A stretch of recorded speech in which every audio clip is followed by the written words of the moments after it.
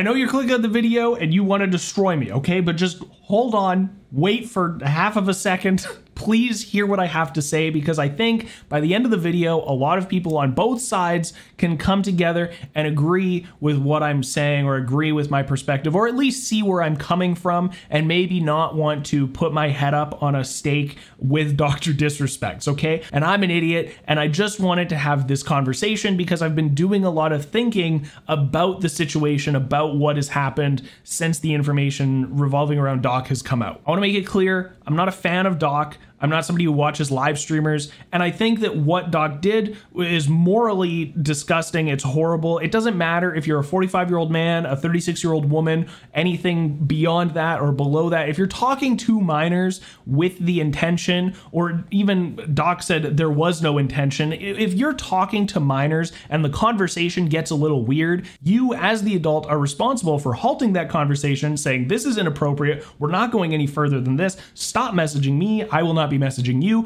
and blocking all communication henceforth. I think that is the thing that anybody who is sane with more than 4 IQ should do. And the fact that Doc didn't do that, it's gross, it's disturbing, it's disgusting, and I think any of the repercussions that he's getting dropped by Midnight Society, getting dropped by Turtle Beach, getting dropped by 2K, all of the things that are happening in the fallout of this, I think Doc deserves it. I think, you know, distancing yourself as a brand from somebody who's done this is a good thing to do, but I think there are enough reasons that we could look at everything that has happened since 2017 and say, maybe Doc has changed, maybe Doc deserves a second chance, or at least the chance to return to making content and still have his audience, still have his platform on YouTube.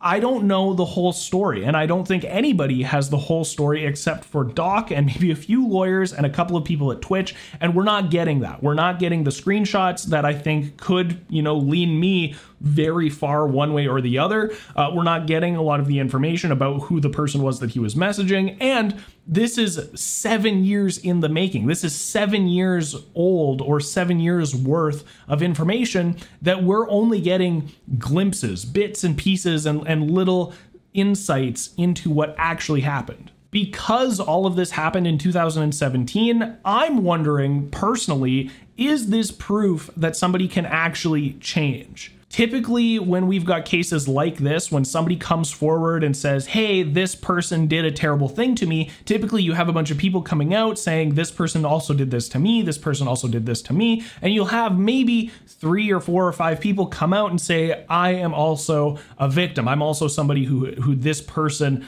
abused their power over me, or did something terrible. And right now with Doc, we only have the one instance from 2017, and it is something that it didn't even come to light. It didn't even get addressed until 2020. So there's almost a 4-year gap between the bad thing happening and it coming to light, and we don't have any other information about anything else happening between those years. So there's one person, one individual that had this happen to them. Again, I'm not diminishing that this happened. It's terrible, it's gross, it's disgusting. It shouldn't have happened to begin with, and Doc should be held responsible in every capacity to the fullest extent that he should be held responsible. If legally nothing happened, I mean, I guess he's getting what he should get from a societal standpoint, from society judging him. But if there was no legal wrongdoing acknowledged, as Doc said, then we can't, you know, you can't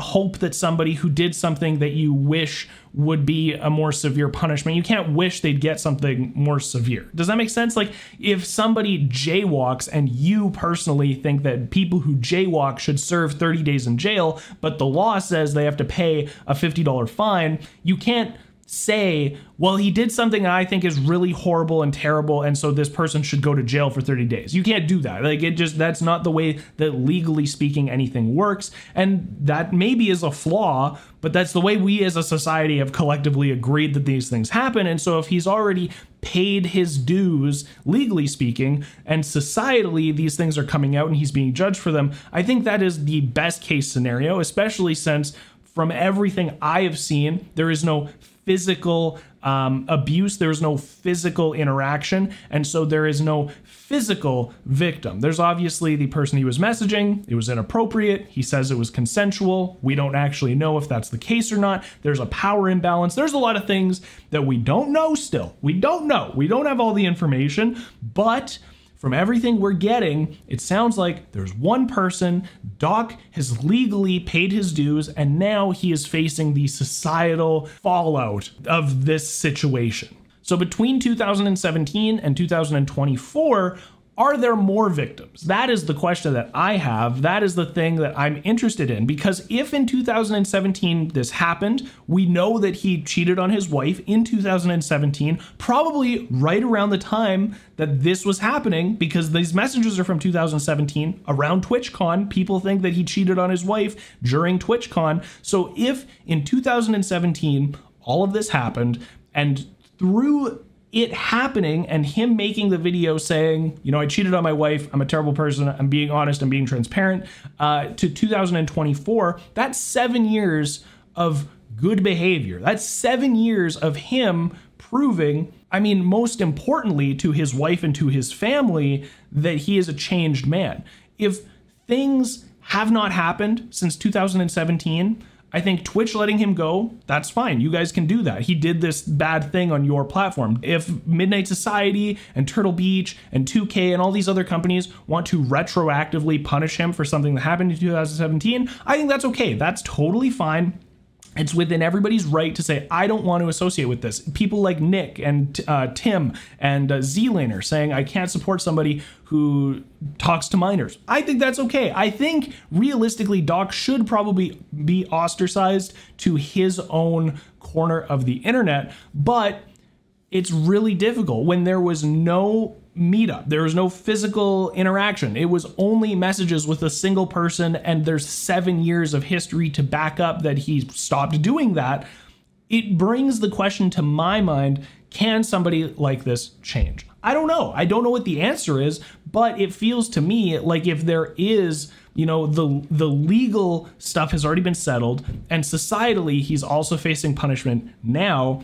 Can he come back from a vacation and things be normal? Things can be okay. He's obviously going to face a lot of trolling. He's going to face a lot of questions. But if nothing has happened that entire time, we typically send people to prison. We typically put people in jail so that they can change. We put them in for a long enough time that they become somebody who has changed. And so if Doc was able to do that with the support of his family, being at home, still continuing to, you know, do all of the things that he does, is that okay? At the end of the day, I am mostly curious and just mostly interested to see where this goes. And I think, you know, people talk about forgiveness and people change and things can change over the course of months and years. And I'm just wondering if enough time has passed from this initially happening that Doc, his family, Twitch, the person affected, has enough time passed that these wounds have healed, that Doc has actually changed, that this guy who was somebody who was not faithful to his wife, who was a piece of garbage, who was doing bad things behind closed doors, is he somebody who's better now? I don't know. I don't know what the answer to that question is. I'm genuinely curious to see what happens. Does Doc come back in a month or two and say, hey, I'm back, and we see, you know, him have supporters and people who enjoy watching him still? Does he collaborate with the people who have been calling him out over the past week?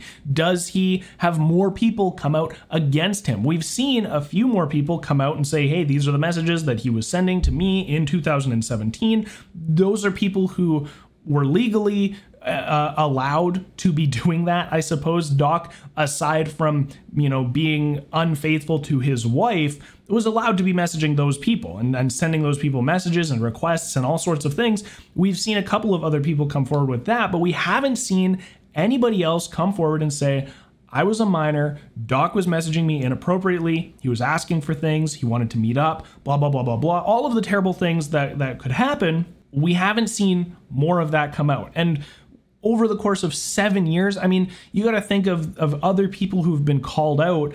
sometimes they have years of abusive history behind them, you know, years of victims and people that they've taken advantage of. And right now we have one instance of that with Doc. I'm not saying that one instance is okay and everybody who's only done it one time gets a freebie and that they should be completely forgiven. Again, I think all of the fallout that Doc is facing is justified. He should be facing this fallout. I am just coming from the perspective of, can somebody change?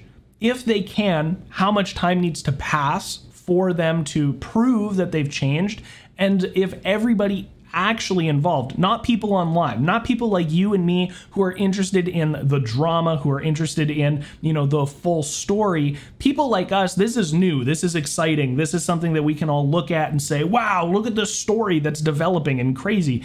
People like Doc, people like the Twitch employees, people like, again, the person he was messaging, this is 7 years ago. This is almost the length of my relationship with my wife in terms of, you know, I got married in 2017, okay? This is a long time. I've bought a house. I have 2 children. I have had a lot of things happen in that time, and so would have Doc. So would have all of these other people involved, and people change. I've changed a lot since 2017. I probably shouldn't be comparing myself to Dr. Disrespect in that regard. I'm just saying that when a lot of time passes, people change, people evolve, people develop, people get better, people get worse. There's all of these things. And we haven't seen more information to kind of reinforce the idea that Doc is still a bad person. He could have been a bad person back then. It sounds like he was. He was doing things that 99% of the population would agree are bad things. We just don't have supporting information. We don't have information that says he's continuing to do that. I'm trying to be as middle of the road here as possible. I'm just trying to say maybe there is a future where Doc continues to make content, the fallout of this kind of cools off, and people maybe don't forget about it, but they let Doc continue to do his thing, and he continues to prove to his wife, to his family, to the people around him that he's closest to, that he is a good guy that has changed and isn't doing this. I can't even comprehend, I can't even put myself into a situation where I would be messaging and talking to somebody who's half my age or less. That is horrifying to me. That is just, that's gross. It makes me like actually want to vomit. If you're just messaging people, if you're just chatting with people, it's really difficult to know how old people are. People can lie. People can give you the impression that they're older than they are. I'm not saying that's what happened with Doc. I'm not saying that he was messaging somebody who was 17 years old and on the cusp of turning 18 and that's legal. I can't put myself in the mindset of that. I'm not using this as a defense. I actually don't like that a lot of people are saying, you know, this person he was messaging was 17 years old. And if you're 17, 364 days and 23 hours old, you're still considered a minor. I think that's stupid. We don't know how old this person was. All of these arguments are brain dead stupid in my opinion. I just think they're dumb. I don't think it actually matters. I think if you're over the age of 35 and you're messaging somebody who does not have a 2 at the front of their age, I think that's fucking weird. That's just my opinion though. The other people can disagree. We don't know the whole situation. I've said it a few times. Everybody has said it.